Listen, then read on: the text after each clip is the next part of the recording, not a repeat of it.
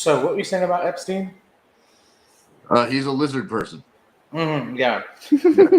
I on our have way, good authority. on our way down to DC, we were talking about Epstein, and Toast was looking at Google Maps to just look at Epstein's island, and in one part of the island, there's just like a big giant sundial with like a human face on it, staring directly into the sky, and I don't fuck with any of that. Like, how can you look at that and not think, yeah, they're doing what they're doing over there? Like they are 100% like up to no good. Yeah. Anyway, Yeah, that's the bourgeois weekend club. They do fun things there. I just can't imagine, right? Like you've made it into the bourgeois and you get a phone call and and they're like, hey, Joe, do you want to go to Epstein's place? He's got a human sundial. Come on, it would be fun. Like, what the fuck, dude? Anyway, the reason why I brought all that up is because, for those who have been following, the Kollectiv boys got together for the first time, and definitely not the last time, to join in the march on November 4th to demand from the U.S. government that we are in opposition of the U.S. government funding and abetting the genocide that is currently occurring in Palestine. However, after seeing these very attractive men in real life and now seeing them again on camera, they're like extra attractive to me. So I was saying that Morte looks like an impossible version of himself, but I meant imposter because, I mean, just look at him. I mean, just yeah, there we go. Yeah, so that's where that comment came from. Black Mike says, "Let's go." Thank you, Black Mike. Comrade Ivan's just looking into a mirror. You know, that's how gorgeous he is. We did miss Larry while we were there. Mm-hmm. We always talk about you the whole time, bro. Like 100%. Like every time like something happened, it was like, I wish Larry was here. What would Larry do in this situation? Yeah. No, it was a lot of fun, bro. Overanalyze it and make annoying comments. That's what we all did. Yeah, literally. Oh, yeah. Yeah. I mean, like, by the time I got a couple of these guys in the car, like, everyone was just, making crazy noises and saying the stupidest thing that came to mind. It was fantastic. Truly wholesome boys being boys. But you had to be a communist to be able to do that. No, it's spreading. I went on a rant today, or no, yesterday at work about the daylight savings time. Yeah, being a bourgeois creation, and that it no longer benefits them in the way it did originally with the implementation during World War I for energy saving measures by the imperialist powers, and now it's just bureaucratic laziness that they keep it around. They just don't want to fill the paperwork to get rid of it. My coworkers like, yeah, and overnight workers are usually like when that happens, it'll be like 1 o'clock when they go to break. It'll be like 1:15 when they go to break, and then when they come back, it'll be 1:15. I've been in that position working overnight at the grocery store. It was like I expect that extra hour, please. Yeah. For sure. It's happened to me in healthcare all the time. You just lose an hour. It's just a bunch of bullshit. Eliminate daylight savings. Mm-hmm. Putin did that, and I think that's where all this crisis came from. The fact that he's thinking he's playing 4D chess, and we're out here funding genocide. It's the bipolar world. You have the daylight savings nations, and you have the non-daylight savings nations. So China, Russia, India, Japan are actually now on the same side. Those are the ones I know of. I don't know that. I'm sure there's others that don't use daylight savings time. Yeah, there's a few that don't. I think what throws me off with time zones is that not everyone adheres to like the hour for time zones. So some of them will do like 30, and I want to say weirdly it's like Afghanistan or something that does like 45 minutes. Yeah. And just so like I don't know that you can go that's between fair, like China and Afghanistan, and there's like a 3-hour 45-minute time jump. Yeah. I don't know. I definitely. If you got any Pakistani friends out here, definitely let us know how that works. Time is a bourgeois construct. Fuck it. Yeah, I mean it's like Yeah. that really good video. I don't remember what their channel's called. It's just called Work, I think. It's all about the clock and how that. History Civilia, I don't know. something like that. I don't remember, but it was really good, and it has a lot to do with basically what we're talking about. But all right, going back, it was wonderful seeing you two in person. Truly, truly incredible. I'm very happy with what we did. We announced on the Discord, but we haven't announced online, via chat and podcast. I feel like it's been forever since we did this. We're making a documentary about the protest. Can't exactly tell you when it will be ready, but it's called, right now the working title is Dear Palestine.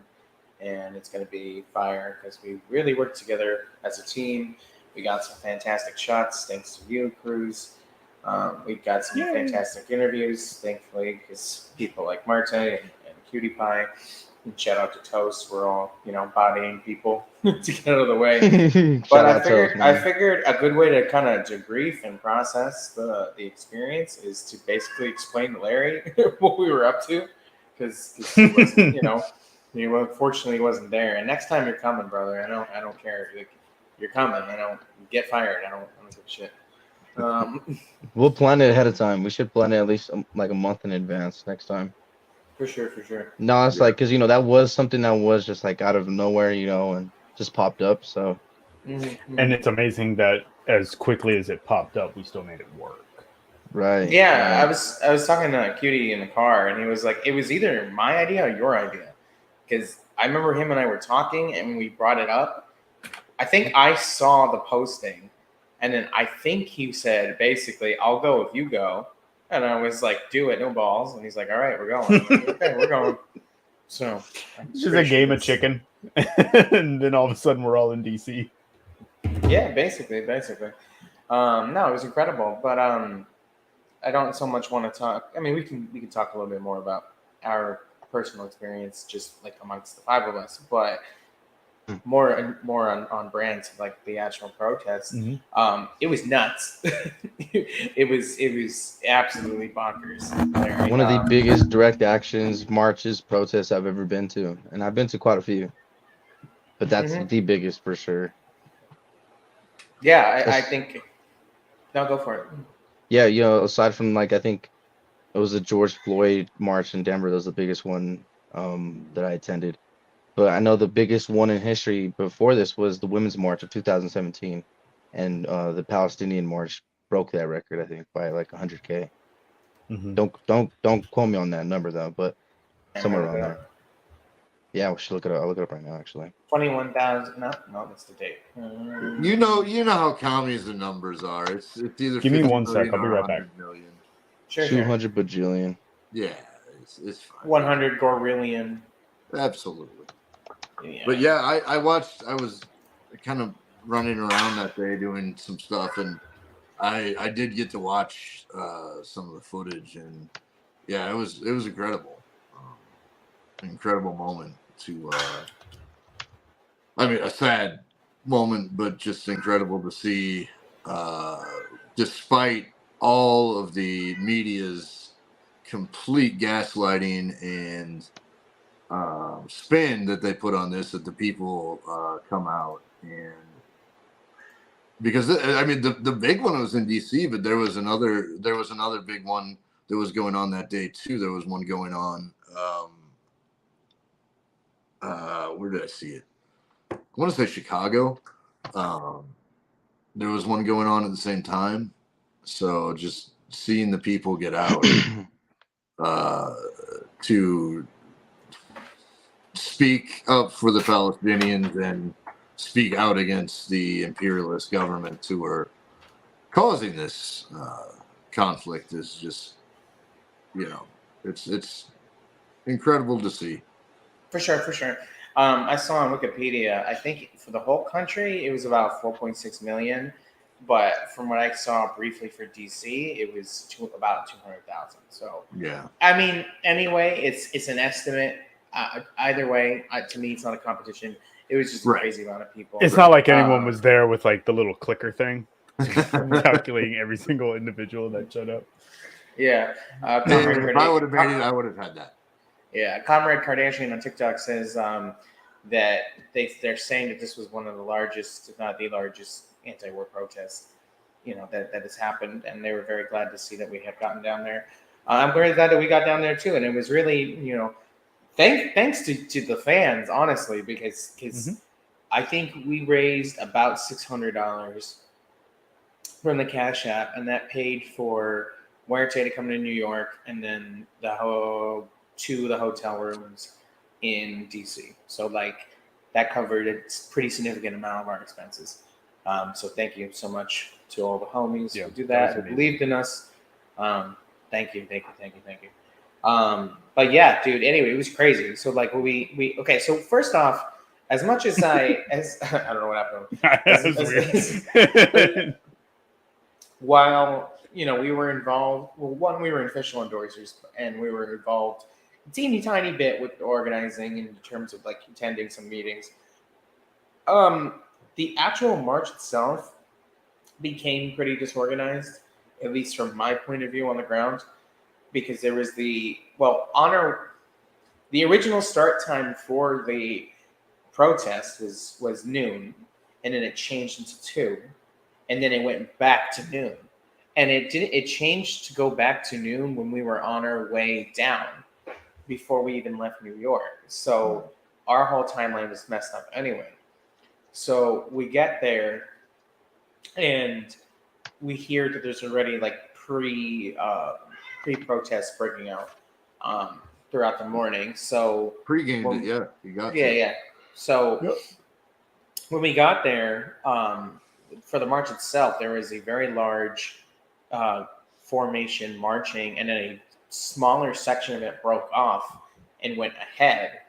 So while we were trying to film our footage, I believe we got shots of both groups, but there was definitely a distinctive point as they got closer to the actual national monuments that people seemed to not really know what was happening. They didn't know if they were either going to go to the White House or they were going to kind of loop around. There was a lot of confusion involved. But either way, people were there, and there were all kinds of people, and I stop me whenever you guys want to interrupt. I was gonna say, I mean, I heard several people asking in the crowd, like, are we going to the front of the White House? Are we staying over here?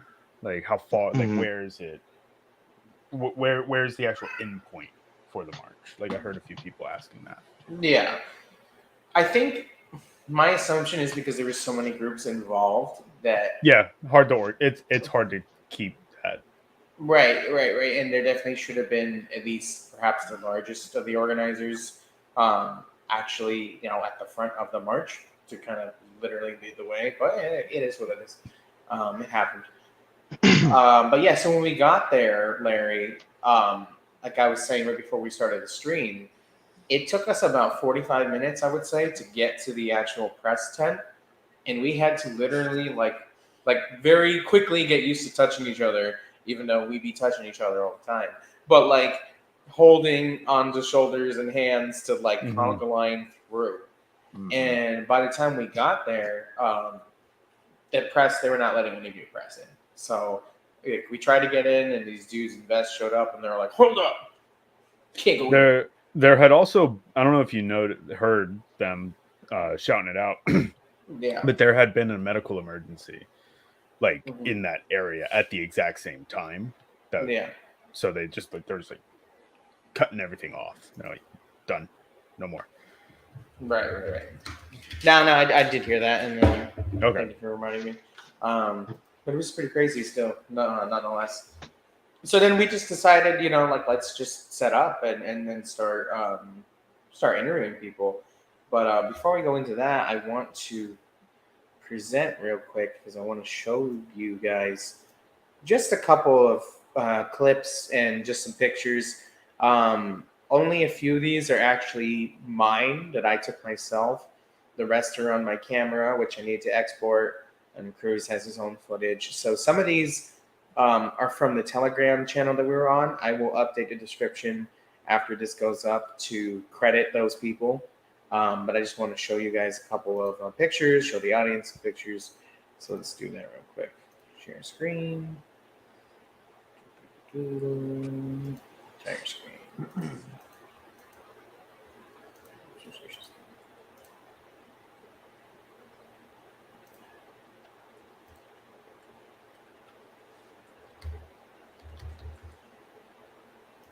First things first.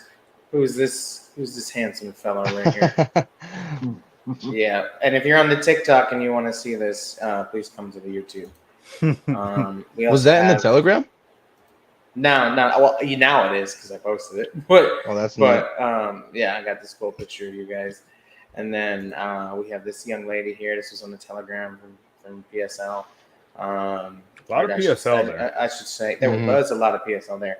I should say young person to be respectful. But yeah, we have this young person here with the PSL merch, rocking that. This is a clip that I took real quick in the middle of a dance party. We got to talk about the dance party, by the way. Yeah, we will. That was cool. Let me get that. Here's more dance party. That was fun. This was towards the end of the night, obviously, because it's dark. Again, if you're on TikTok, link in the bio if you want to see these clips being played. Here is another one. I took this. This woman was going nuts. Her chanting and whatever. I know it's not coming through on the screen right now, but she was saying all kinds of stuff. You know, I always pronounce it wrong, and I don't mean to, but it's the Intifada revolution. Intifada. Yeah. People were shouting that left and right. That was bass to sell. This one I think might have some audio. Maybe not. It's also a really great shot, though. Yeah. So, like I said, I will give credits due when we drop this on the actual how do you call it? When we actually put the video up. But yeah, that was just a few examples of what it was like. You know, it really doesn't encompass everything. I was trying to download a clip, and I don't know why it's not downloading correctly, of an aerial shot. Maybe I can actually find it again. Was that on the Telegram? It's on the Telegram, yeah. Maybe you have a better luck of finding, or maybe let me see if I can send it to you, Cruz, and then maybe you can play it. But anywho's, while I do that, if you want to talk a little bit, one of you guys, about the interview process. I don't want to drop names right now because we want to make sure everything is cordial first. But while I find this clip, if one of you guys want to start talking about that. One thing I want to say is kind of toot our own horn a little bit. We were able to very rapidly, because we didn't discuss too much beforehand, like who was going to be doing what. Like, we kind of had vague ideas. Like, I brought a camera, so I was going to be holding a camera, and me and Muerte were talking about camera, and you had brought your own camera, but we were talking about differences in quality potentially, and like who was going to be capturing what, like what was going to be doing, who was going to be up in the press booths. But every little thing that came up, very quickly, we're just like, okay, we're going to do it this way. All right, we're gonna set up a camera here. All right, Marte, you do crowd control. Find new people. Ivan, you're gonna interview. Like, we didn't talk about any of that until we were in the heat of the moment, and it showed like just how quickly we were able to adapt as these things came up and discuss, come up with a plan. And I thought that was really great. Not a lot of groups can do that. They tend to descend into fighting very quickly, and we did. For sure. Awesome. Yeah. Go for it, Martin. Yeah, it was it was definitely, it shows how good our teamwork is, especially in the heat of the moment. I mean, things felt really natural and just kind of fell into place. I mean, a lot of us were, we're willing to help each other out too. We were kind of quick on our feet. We'd make the quick decisions, and ultimately, I think we made the best decisions because I think we got some pretty good shots, some pretty good interviews. There was times, where Cutie and Ivan, while me and Cruz and Toast were trying to, put things back together, and they ended up, seeing a few potential people, or they saw that the crowd was moving, so they ended up running, and so we caught up with them, and we just managed to still keep finding each other. And I was really surprised that none of us actually ended up lost and tried calling each other. We always ended up just looking around, and then we'd always end up just making eye contact with each other, and you just know where to go I mean, almost. as much as And- I Very ran easily. away, as much as I just straight up like I Yeah, had me a too. lot of ADHD moments where I'd be like, "Oh, there's a shot," and I would just go, "I'm gonna go over there," and I would just run. I mean, and I think that speaks to not only our teamwork but our how serious we took the situation, because Mm. we knew that we had to keep track of each other. We knew we had to keep a track of the equipment. I mean, we knew that. I think part of it too was to, you know, ha- I don't want to say prove our worth, but like prove to the rest of the group too that we were all taking it as seriously. Mhm. Um, and I think, like you said, like we just did it, without too much of without any fighting. Which I've done some film stuff too, and it could very easily turn into a pissing match. And no, we kind of just did it. I will say I was taking a little bit of a back though, because um, you guys know me. I don't like to admit like anything positive about myself. So like when you guys were all like looking at me at one point, you're like, "What do you want to do?" And I'm like, "Why are you asking me? I don't know. I'm just here." But I do appreciate you guys trusting me and that we trusted each other all to pull this off, and we didn't get lost. We didn't get in any fight with any Yahtzees or Zionists, but I will say one thing that Larry. So, oh no, I think I mentioned this in Discord, but the second person that we interviewed, and I don't want to reveal what they call themselves just yet, but it was a young woman, a young Muslim woman, and during our interview, which all the interviews are very compelling, they everybody was Mhm. saying straight fire. I mean, just truth and facts, and like was there with a passion, whether it was personal or whether it was just because it's the right thing to do. Like, really, really, I wish I could have interviewed every single person there. But while I was interviewing this young woman, I didn't notice it happened, and only Merte had noticed it at the time. There was a rather precarious white woman walking around the grounds with an Israeli flag, a very small one, and she was waving it around. And when she noticed that she was on camera, she literally took the flag and put it above my head and looked in the camera. And like, what a piece of shit! Like, It's like Mhm. it was like one of those like tiny flags that you would find at like a gas station, or it like this Yeah. big, and she just went Little big flag, yeah. right over Ivan's head. And I made direct eye contact with this person. I looked him straight in the eyes and I pointed at him and I gave him the bird, because It's real funny in the footage because like you got the interview going on and clearly Ivan doesn't see it, and then in the corner, like right here, because I'm standing here and Muerte's like right next to me, and all I hear is "Yo, fuck Israel!" And it just wait, was like, that you who said that? that was Yeah. that was Oh him. my god! I thought And that That was was me. I thought it was a And rando. I hadn't noticed the flag. Like I was just really focused on them and making sure they were in frame. So I heard him do that, and I didn't know what it was. I was just like, "What the like? Why you do? We're in the middle of an interview." You thought it was just like a little I was like- spasm. Yeah, You're like, oh great, this I'm is like, gonna be you're like. ruining the shot. What are you doing? No, like you could even see when I'm recording too, because I'm recording the interview, and I literally I pan away from the interview just so I could get this person's face. So I got a full blown picture of them, and like you could see my finger in there.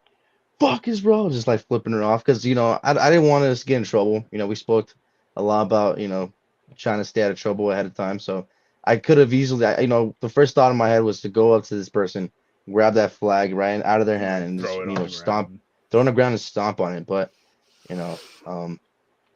we had other things to worry about, and Yeah, it went from just us attending a march and showing solidarity to us being there showing solidarity, but in a professional manner as well. Yes. Right, So we had right. to carry Yes. ourselves. I was speaking to our interviewee just the other night, and I had told them, I'm like, I just want you to know that, like, in your footage, like, this happened, and they're very. I don't want to speak for them, but they were pretty much said, like, they're very lucky I didn't notice, because, like, words would have been had. Right. But geez, I would not have blamed that person at all, and I don't even know what I would have done if I saw it, to be honest. So I'm kind of glad I didn't, because then I feel like I would have scared off our new friend. But I don't know, it's just what a disaster. It also goes to show, like, just how much support within that protest there was, because she had to sneak that little flag in there. Right. She couldn't openly carry it. She was completely outnumbered, and she knew it. But that also emphasizes, how much of a coward they are, because why, you have to bring a small flag. I saw giant Palestinian flags. I saw giant Hamas flags, Pakistan, Soviet Union, PSL, PFLP. The communist TPUSA. Right, and you got this dinky little flag. Like, you're in the wrong. Like, you It was probably someone that works for the DOD. Yeah. They were really tall. Oh, they're gonna make trouble. There were four MAGA hats. Yes. That I counted. That and they were just walking through the march. MAGA communism. Hard. Yeah. Let's do it. Yeah. What else happened? Yeah, so we got 2 street interviews there, and then we kind of moved into, like, the main section of the march, and we got an interview with somebody right in the middle of the crowd that was very good, also very short and sweet. And what was interesting too, because our questions for the interviews were very simple, and when the documentary comes out, you will see what those questions were. But I would say, if I did any kind of leading, really what the most leading question I had was, would you call this a genocide? Which, I mean, it is. But everybody, whether they're class conscious or not, whether they're communist or not, and I think pretty much everybody we interviewed, besides maybe the lion, The lion. which I'll get to that, Larry, is a communist. But everybody pretty much said the same thing. This is about money. It's about power. It's about resources. It's about empire. And just like we're seeing the burgeoning class consciousness being built in people, because they just know that it's wrong. I spoke to some babushkas, and they brought up really interesting points, and they were saying, like, kids don't have pencils or crayons or whatever to go to school, or backpacks, but we can spend billions of dollars on genocide. Like, that doesn't make any sense. This is America. And I'm like, exactly. Because it does make sense, because they do it on purpose. But, I digress. Yeah. So we ended up going up the street a little bit, and that's when we decided to get into the front of the march. And I don't know about you guys, but, like, when we finally got to the front of the march, that was one of the more, like, adrenaline pumping situations, because there was, like, a dude in a vest there, and he's like, press, go in the middle, go. And we were just like, fuck. Like, we have to, just kind of swoop in. Because when we first got there, there was 2 different security people there, and they weren't quite on the same page, and they're just trying to control the crowd. Like, they're doing their thing. And we go up to the first one, and they were like, no one can go this way. No one can go this way. And then the other guy was like, oh, you're press? Okay, well, you got to go to the middle. And then we start moving towards the middle, and the first one comes back, and she's like, wait, no. And then he's like, press. And she's like, oh, cool. Like, there's just so much happening. They can't even talk to each other to know in the moment what's going on. Yeah. For sure.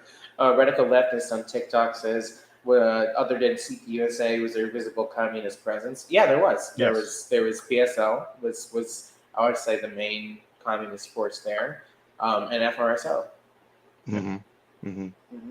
I saw I saw a a few gaggle Frizzo of shirts. Frizzo. Yeah. Yeah, the Frizzo homies, PSL homies were there. And again, a lot of PFLP, like a lot of PFLP paraphernalia and flags. And then I saw like Workers Democratic Union or something like that. And then even people not necessarily wearing like hammer and sickles or symbology for specific communist parties or anything like that, but more than a few people I heard in the crowd helping each other and going like, "Hey, are you okay, comrade?" Like just using the terminology. And I'm like, okay, well, clearly, even if you don't consider yourself a communist, you're clearly sympathetic to it, and you know, like, yet, you know, you like it was one of those like I felt like a lot of the crowd is like, we know exactly what would need to happen. It's probably not going to happen right now, but we know what needs to happen. And then, of course, general signs saying the revolution will not be televised, revolution is coming, stuff of that nature. Yeah, for sure. And there was a few even chants that I heard talking about revolution, which you know, being a Marxist Leninist, you're like, woohoo! made me happy a little bit, you know. And that's the thing is that the working class is waking up. Made those cops behind the fence a bit nervous. You see them running around like, oh.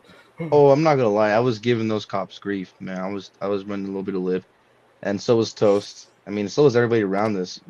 We were giving them all shit. You know, obviously they're there protecting and supporting a genocide. Your post. Yeah, we kept hearing people say, "Abandon your post. This has nothing to do with you. You could go home right now." And the of course, those revolution class traitors decided might not be televised, but it'll likely be live streamed on TikTok. Only on Kollectiv. Subscribe to Kollectiv. Right. Right. You know, it's so funny. Exclusive communist exclusive revolutionary live streaming on the Kollectiv TV. Yeah. That reminds me of like when I first saw that. I think it was Cutie or Toast that said that. It was like it won't be televised, but it'll be on Kollectiv. It was hilarious. That's funny. I think it was Toast.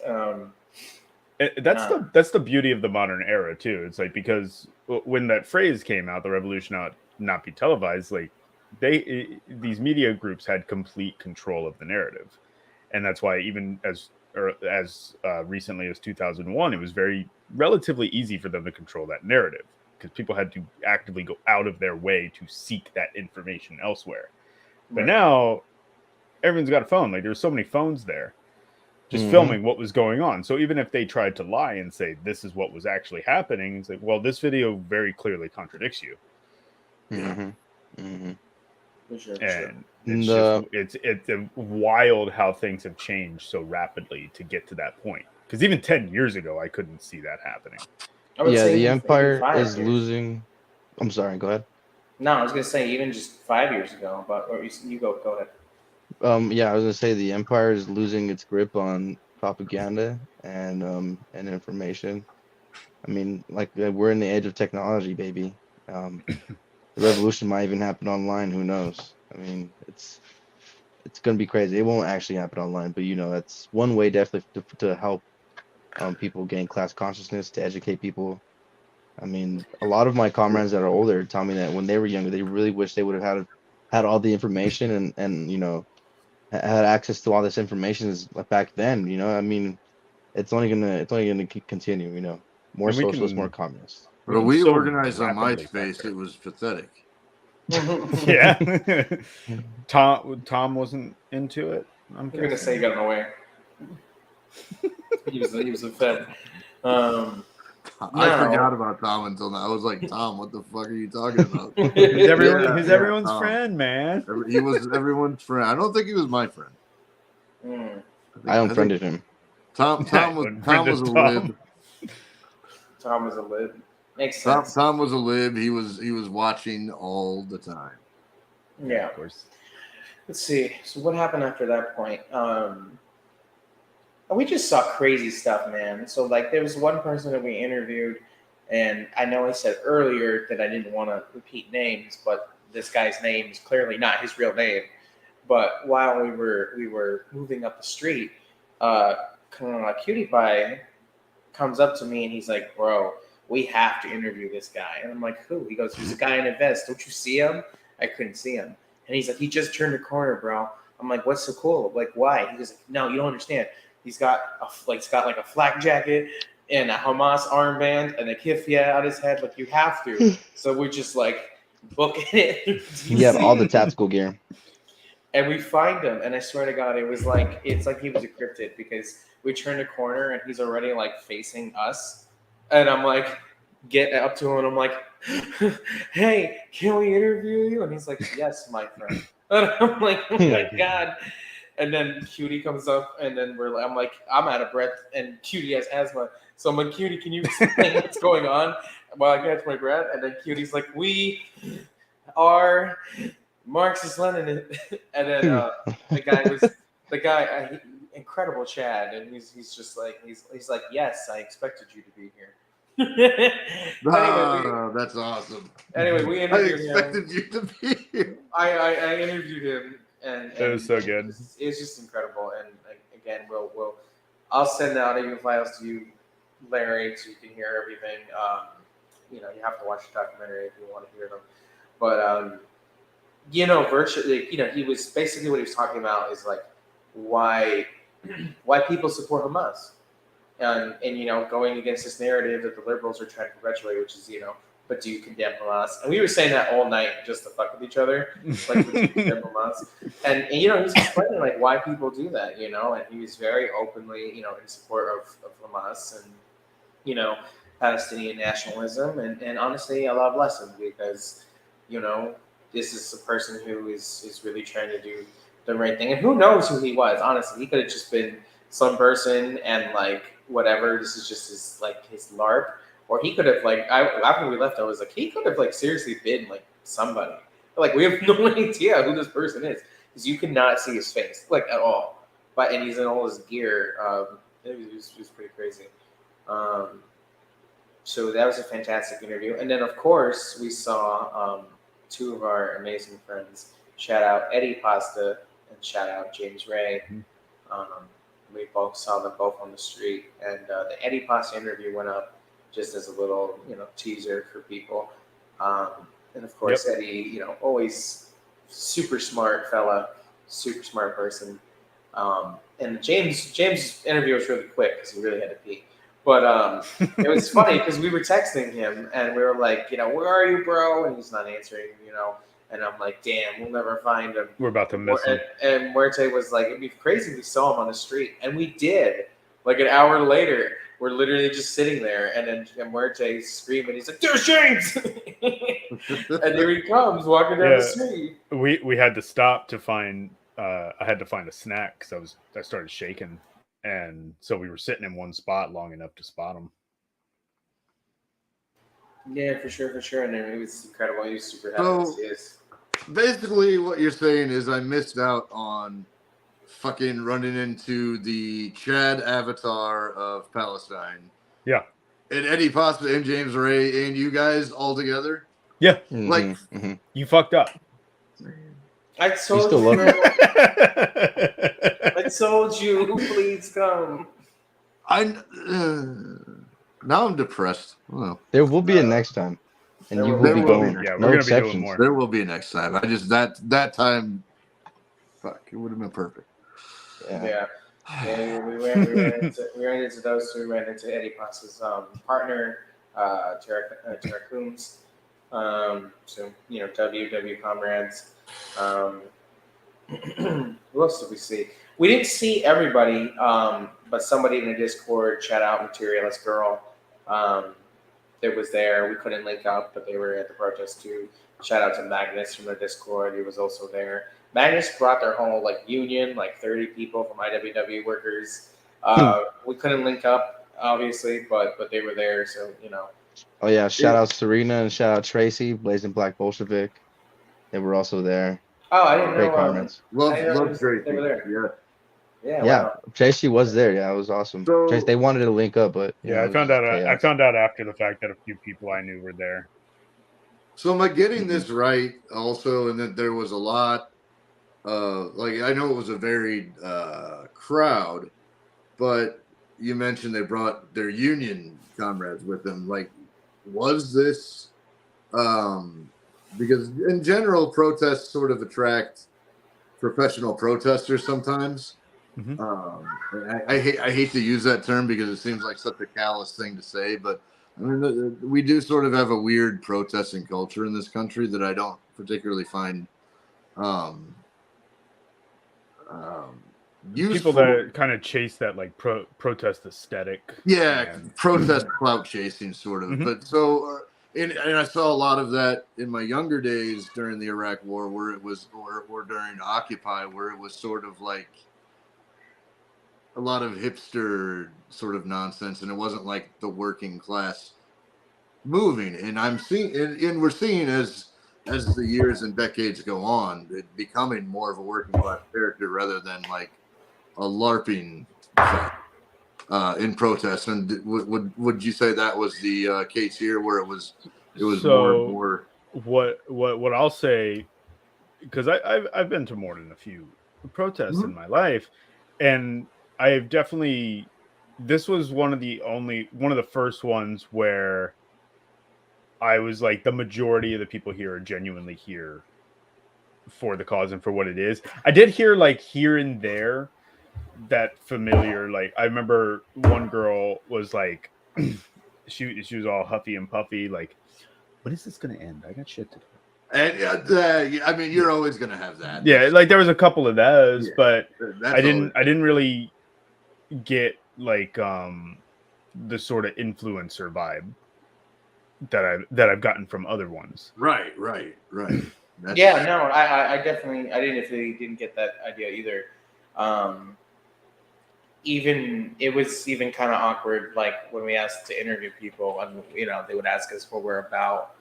We tried to keep it like, we're here to talk about Palestine, not so much us. Right. But no, like whenever I saw any of the TikTok homies, they were never like, here at DC, they were just there. So that was definitely nice to see. And there's a lot of families, a lot of children there too. I think it was a lot of, I think it definitely was something different. And I think that's why there's not a lot of media coverage also, because I mean, there is coverage, but they are really, I can't think of the word right now, but so it's estimated that there were about 300,000 people there. In total, and like I saw a CNN broadcast say that the protest got to 40,000, like really lowballing the size and scale of this, because they can't not acknowledge that this happened, but they have to make it seem like it's not, that it's a fringe movement. It can't be. This is what the majority of people. Yeah, or was it MSNBC or CNN basically labeled all of the protesters as the same people that showed up to the Unite the Right Charlottesville thing. Yeah, they call us. I think that was MSNBC. That makes sense. Now, since this and some of those reports, I am starting to see some of those news networks. It's like Israel has gotten to a point where they're doing so much that it's getting difficult for them to cover it up. We can't cover it up. Like you can't blatantly blow up like 12 hospitals. Right. They're beyond the pale to where the spin is impossible to contain. Yeah. And people say, well, gosh, I'm, why bother? Because my speaking out won't do anything. And bullshit. Like the more we talk about it, the more we keep eyes on it, the harder and harder it is for the imperialist assholes to spin this, because just the reality is hitting people in the face. So absolutely never stop talking about it. Absolutely. Be annoying. Yeah. be an asshole and be annoying. Be a fucking asshole. Like, just keep being an asshole, keep being annoying. If your family on Facebook's like, why are you still talking about it? Keep fucking posting about it. It doesn't matter. I took off my Puma hat because apparently, not apparently, but I got a DM just now that said that Puma supports Israel. So if that's the case, Yeah, they have been actively supporting Israel. And I like that hat. Oh well. That's about right. Yeah. Actually, let me see what Patagonia stance. Yeah, look up every single corporation company that supports Israel. And we're gonna just burn that shit. I was only wearing it 'cause my hair Puma was created by a member of the Nazi Party. So. Oh, damn, they're just like the God. Doc Martens, bro. God damn it. I've been Hugo wearing this Boss. hat in so many videos. All right. Well, anyway, El Puma. I'll wear it for work or whatever it can get. but I mean, look, you did the right thing though. The second you heard it, you're like, oh, okay, cool, done. Yeah. Like that's. I think I just gotta go online and buy generic hats with nothing on it. Anyway, Phantom Reaper says, okay, talk about Malcolm Moore. Yeah, I think he was there in the morning. Fucking Malcolm Moore. He was giving some debate speeches or whatever. Materius Girl posted about that. So that was pretty cool. One of my favorite part that he said that he's like, I don't know enough, but I know enough, and I'm willing to learn. My ears are open. Basically. Right? He says he doesn't know enough about what's going on, but he knows enough that it's a genocide. That a genocide is happening, and millions of innocent, thousands of innocent kids are getting killed. I think the number's like at 4,000. Might be higher now, but it was like a total 10K people dead, I believe. And it's definitely higher now. Over 10K. It's higher. Yeah. It's insane. It's insane. And Israel has said in that 10K death toll, by the way, they have said we have killed 60 Hamas figures, like key Hamas figures, which they can't confirm the names of these figures, but like, okay, so like 99.9% of the people you've killed have nothing to do with Hamas, is what you're saying. And are probably under 18. Like that doesn't sound good. Yeah. And then you got you got that dude calling for the nuke too. Wait. Someone's calling for a nuke? One of the representatives in Israel, like a far right minister or something like that, is straight up said nuking Gaza is an option. That's absolutely crazy. That's insane. Gaza is it would affect them too. It would. They drop it and it's like when your apartheid state and your racism and that rhetoric gets to such a logical extreme that you end up killing yourself to kill your supposed enemy. Yeah, honestly, to me, that sounds like something that was planted for him to say by Netanyahu to say that, because he has a lot of opposition in Israel right now too, right? Yeah, he does. So that seems like something to me. He'd be like, hey, by the way, throw this in so it makes it seem like I'm the reasonable one and there's crazier than me. But just an opinion. I have no material basis. Actually, I agree. I think they he very well could be, because I feel like they take that tactic from America. America does that all the time. Like yes, like they'll have like another politician say some crazy outlandish shit, and then they're like, oh well, I guess you have no choice but to vote for me. It does say here that Netanyahu suspended that minister 2 days ago. So you're probably right. Making himself sound look good. Take a vacation. Say some crazy shit that you're going to nuke Gaza. Take a vacation. And then they handshake and they probably kiss in the back room or whatever. Full tongue. It's the same. It's the same old game that the bourgeois have been playing for a century or more. Yep. So when we got to the White House, I got to be careful here.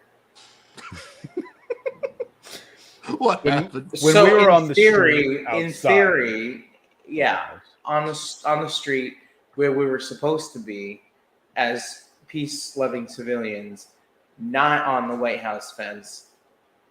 Anyway, it was crazy because you could see like the piggies. At least I heard you could see the piggies really up close, personal, and people, not us, were definitely saying some pretty crazy things to them. This We're not holding back. this one woman called. It was a black woman to a black officer. There was two black women to a black officer. Were like, "You're a race traitor. You're a traitor to the bloodline," like shit like that. And like he just kind of was like, "Damn," but like also true. Yeah. Oh man, but no, I mean I never been to DC before, so that was definitely exciting. You could see a drone like way up in the sky, just a staying still aircraft, looking all down on us, and everyone was just like flipping it off. And I'm like, man, like, could you imagine? It just boop, and revolution starts right then and there. No, but it was pretty crazy again, just to see so many people come together peacefully. But it also begs the question: when 300,000 people show up peacefully, and then nothing changes, what is to be done? Exactly.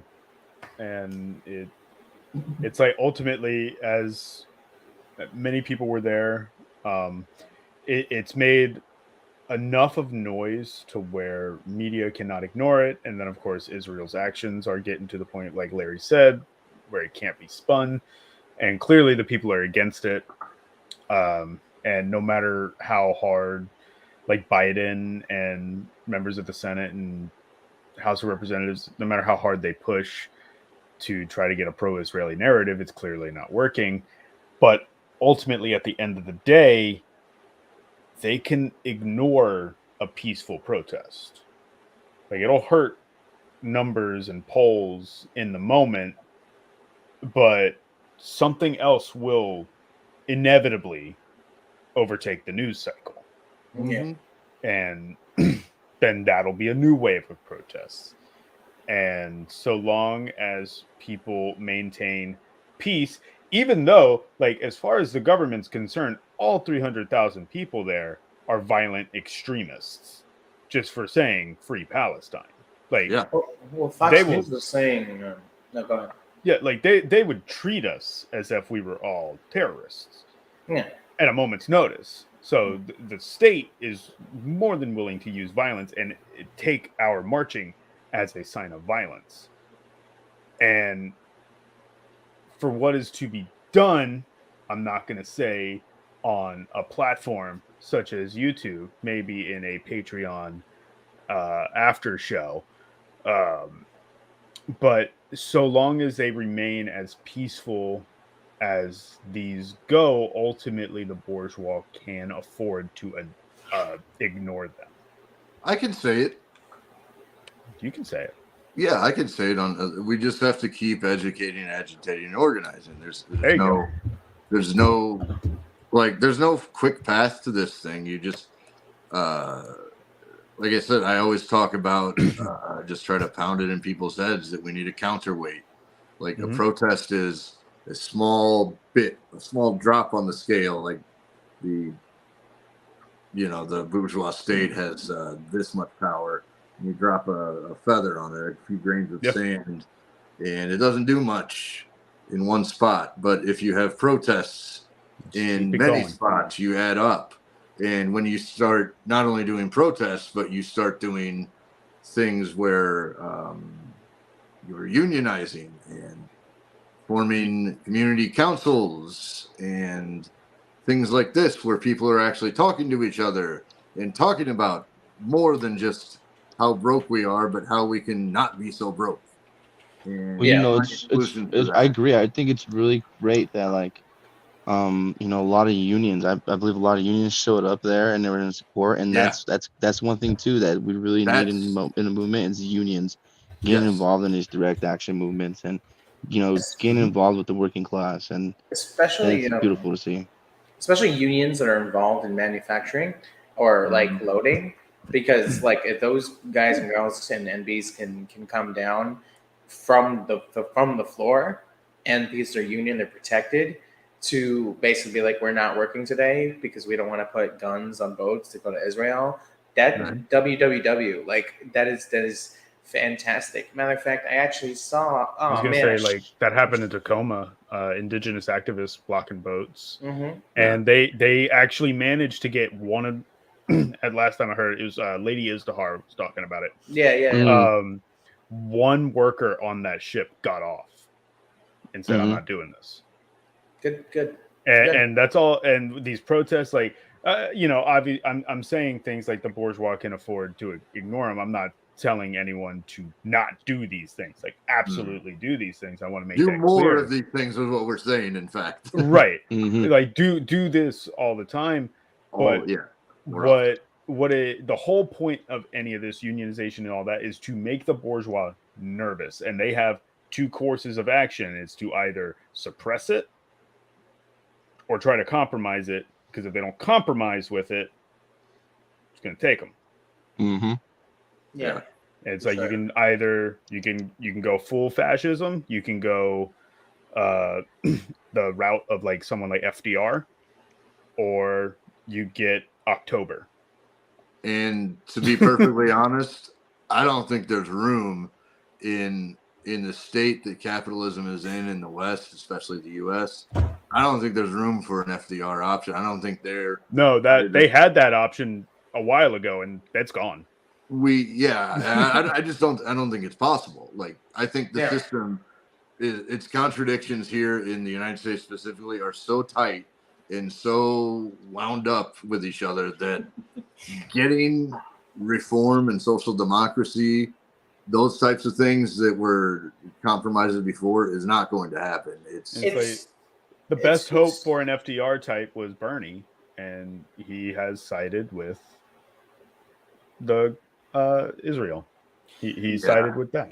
It's really funny, like, how the contradictions change so rapidly, because it was only maybe 10 episodes ago we were talking about Cornel West and like, what's that going to be like 2024? I completely forgot about maybe there'll be some changes, and now it's like, who?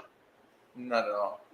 Yeah. Shut up. Well, again, that was one of those things where it's like, I mean, support him because he's talking about the right things, talking about ending empire. But again, he's only going to be able to do so much. It's the Bernie effect. Bernie 2.0.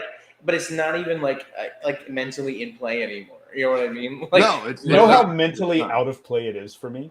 Yeah. Okay, I woke up this morning to take my kid to school. We're walking to school, and I get there.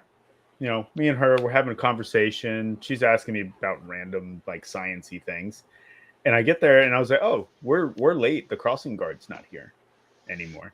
And I see like only adults walking around, and a guy walks up, sees me with my kid who has her little backpack, and he's like, "There's no school today, right?" I was like, "What? What do you mean there's no school today?" And then I look at the signs. It was election day. And that is how off the radar it is for me. I had no idea. Well, I bet the kiddo was happy. Oh, she was ecstatic. She's like, "Yeah, I can go play Stardew Valley." Yeah, they had election. I saw one of the big headlines was Bashir won re-election in Kentucky, and I was like, "Oh, that happened. Thanks." I actually had one of those numbers send me a text message where it's like, "Hey, we're just checking in, seeing, are you voting today?" And I just said, "I do not support genocide." And it immediately was followed by, "We will remove you from our text messages immediately." They refused to remove me or they switched numbers. But I was telling you guys a while ago, maybe a week or two ago, that I am getting the same bombardment in Missouri. We have a Senate race coming up between Josh Hawley and Lucas Kuntz. Lucas Kuntz is like a wannabe John Fetterman, basically. Talks the right game, but is basically the same thing. Yeah. Josh Hawley, we know who Josh Hawley is. He is a Republican wing nut. But they both parties have figured out that the rhetoric to use on people to get them to get engaged is, we want corporate money out of politics. We want corporate money out of politics. We do too. Hey, but you actually you don't, because if you both parties actually wanted corporate money out of politics, you'd get it done and not rely on this agitation to get people to the fucking polls. It's ridiculous. If you really wanted corporate money out of politics, it would be out of politics. Yeah, and or you'd get whacked, more likely. Right. Is what would happen. But yeah, it's actually it's really a bad sign when both parties are doing the same agitation to get their voters out, because that means that their contradictions are sort of resolving and that they're pointing towards us, which you know what that means. Yeah. So it's not a good sign. Always have your backup plan. Sure. We'll say in the All right. hypothetical scenario that, everyone just decided not to fucking vote simultaneously, how much impact that would have on the system, and like, what the fuck will they do, They just declare a winner, like It's like ultimately they will just declare the winner. Yeah, right, which obviously there's gonna be still the vote blue no matter who crowd, but they'll like, for them voting is a religion, like the blue MAGA for sure. That's blue the MAGA end all be all of activism. Yeah, that's their activism, is going on and voting for fucking Mayor Pete or Joe Biden. Like, what? Okay. But silent generation. Those people also are usually of a different class than most of us. Usually they're bourgeois. Yeah, petite bourgeois, professional management class types, or people that are going to be, after they get out of college, in the professional management type. They're people that have made it. Yeah, people that have made it or are going to make it. People that are going to be, their class interest aligns with the bourgeoisie for real, even if they don't own the means of production. Like, they're the good pampered motherfuckers. In their minds, the idea of revolution isn't feasible because they would lose. Yeah, they don't want to hear of it. They're like Mao talked about when identifying enemies. They're the bureaucrats. Mm-hmm. Right. That's the vote. Probably majority of them are actual fucking landowners too, or landlords. Yeah, it's the same people. It's landlords. The Democrats skew more towards the professional bureaucrats class. The intelligentsia. It's the DJs at the protest, Wow. Yep. Right. Oh God. So I was trying to segue into it. Yeah. So there's a DJ at the protest right in front of the White House, right towards the end of it, and I'm sure this person is just there for any event, and people were putting money in the bins so he could play Palestinian music and whatever. It was lit. That was the dance party. However, somebody, I don't know, I think they tipped him enough so he could say something into the mic. So this absolute Chad comes up to the mic and is like, "Fuck Joe Biden, fuck America," just like over and over again. Like, he's like, shit whoa. And he got really offended. He's a white guy, older white guy, got really offended. And well, hold on, I'm stuttering, but the crowd was like, yeah, So like, this guy is like, hold on. Fuck Joe Biden? No. Fuck Trump. Because, Trump was, this, that, and the third. And people are still like, fuck Joe Biden. And he's like, yeah, well, then he like switched it up. And he was like, well, when Trump was in office, there was peace with Iran, peace with Russia, peace with China. And now there's the scamdemic. And now there's influence from the Chinese communists here. And, if Cutie was here, he would reprimand me and Muerte because we may have been saying things back to him. Polite things, of course. But yeah, man, this guy was just bugging out. Did you get footage of him, Cruz?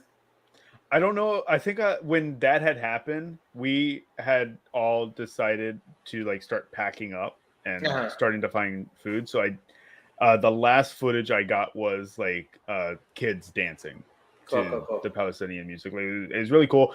And people were starting to leave. So we started packing up. And then that's when that happened. And I remember going, God damn it. Yeah, because I got some footage of him, but because my microphone was still plugged in, the audio didn't come through. But I do have him talking. I just can't hear it, so whatever. But yeah, He's no, like, do you have buyer's? Did you vote for Joe Biden? Do you got buyer's remorse? Yeah, You know, if this. he was saying He's stuff like, that. you guys sound like a bunch of Trump supporters, but then he started spewing like bullshit like the scamdemic, and he goes, and Biden's in the pocket of the CC And Communist Party, blah blah blah. he blah. will pop up because I did see several people like pull their phones out and just start filming his rant. Yeah, And yeah. and it was just like the crowd like turned on him so fast. Yeah, it was really funny. Fuck that guy. He's just there trying to make his buck or whatever. There's something else I wanted to say about him, but I think it's exited my brain at this point. Yeah, whatever. He's a chud. I hope we'll get footage of him so we could put that in some way somehow. Or just make a TikTok out of it. Actually, I'm curious if it's on TikTok. Yeah. See, because then you might DJ guy scamdemic. It's like,